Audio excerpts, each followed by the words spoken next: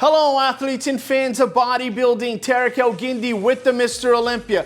The Mr. Olympia is upon us. I want you to go right now to www.olympiaproductions.com.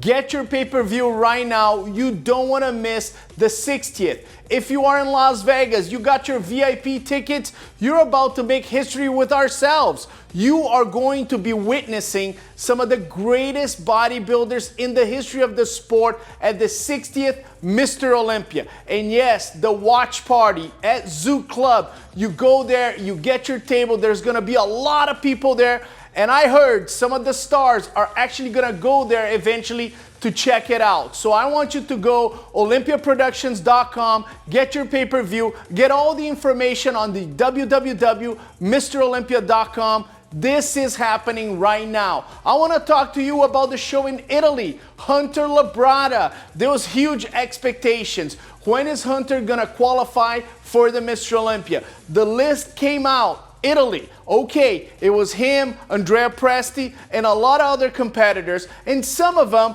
that we have not seen before. So a lot of people question, well, why isn't Hunter doing Texas, going against Andrew Jack, going against some of the top contenders? His job is to qualify. That's his job, and he did that, and I commend him for that. I also thought he did a great job improving in certain areas. He looked bigger, the legs look bigger, even the upper body is thicker. Can he be a little bit tighter? Yes. Can he control the midsection a little bit more? Yes. But I think Hunter Labrada is better than what he was last year. My only advice to Hunter would be do 2 shows, so that you can nail that conditioning going to the Olympia. I think this year there was plenty of pro bodybuilding shows, and I think Hunter should have done 2 shows just to get that conditioning on point going to the Mr. Olympia. But he can go to the Mr. Olympia and surprise all of us, look even better than Italy, and be right there on that top 5 fighting. And he's done that before. He's placed 4th. So I believe Hunter Labrada still one of the great bodybuilders of our time. Moving on to men's physique, Alessandro Cavagnola. Man, I've seen this guy compete for years. And yes, tall, athletic, nice obliques. Take a look at this obliques here, deep. But from the back, we need a little bit more back separation.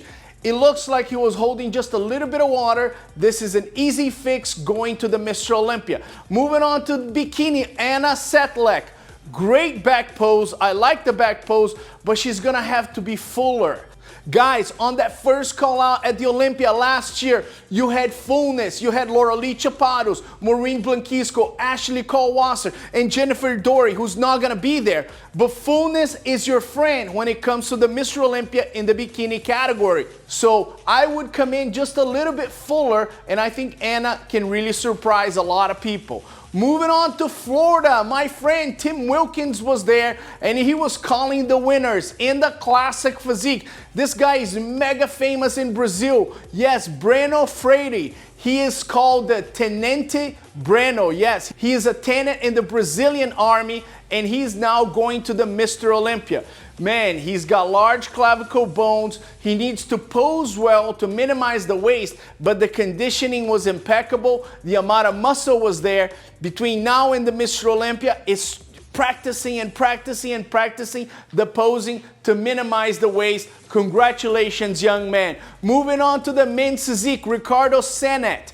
Small waist, large clavicle bones. Everything is there, even the detail on the back. He just needs more chest. If he gets more chest, this guy is as formidable as it gets. He's kind of similar to Sid Poirier. Yes, the competitor from Europe. I think this guy can be a superstar in the pro league. Moving on to bikini, Iulia Baba from Romania. She qualified last year by winning the Rising Phoenix. This year she qualifies again. She looks complete, but the same thing with Anna.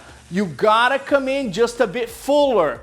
And if you're going to be competing against Loralee Chapados, Maureen Blanquisco, Ashley Cole-Wasser, and Amy Delgado, you're gonna have to bring a little bit more fullness to the stage. Moving on to figure, Elizabeth Nether. She did a great job in the conditioning department. I gotta commend, out of all the competitors I've seen this year in figure, she did a tremendous job in the conditioning. But we are going to need to balance the physique by adding a little bit of the quads. If she has a little bit of the quads, then the waist gets smaller and the whole physique becomes more aesthetically pleasing. Great job. Moving on to Texas, Jacqueline Rios. She's a star in Mexico. She's been to the Mr. Olympia. She's the wellness queen of Mexico. She took second place and she said, no way, Tarek, I'm making it to the Mr. Olympia. She goes back to Texas, heart of Texas, and wins the show.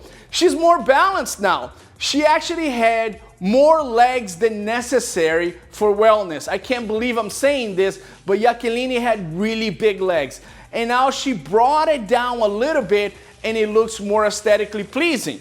It's not balanced in terms of upper body and lower body, but right now it's balanced, the glutes with the legs. Congratulations on the modification. You look better, and I'm excited to see what you're going to do at the Mr. Olympia. Man, I'm so excited. It's coming up. The watch party, the pay-per-view, the Resorts World. This is gonna be amazing, and I want you to be there with me.